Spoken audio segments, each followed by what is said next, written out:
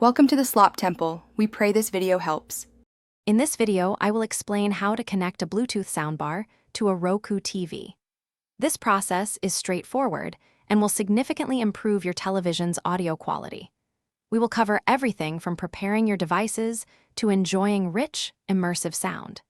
You will be able to set up your new audio system in just a few easy steps, transforming your viewing experience with much better sound. First, grab your Roku TV remote and head to the home screen. From there, scroll down the left-hand menu until you find Settings. Click on Settings, then navigate to Remotes and Devices. Within this section, you will see an option for Bluetooth devices. This is where your Roku TV manages all its wireless audio connections. Now, let's get your soundbar ready. Power it on and locate the Bluetooth or pairing button, usually found on the soundbar itself or its remote. Press and hold this button for a few seconds until you see an indicator light blinking, which signals it's in pairing mode. This step is crucial for your Roku TV to detect the soundbar.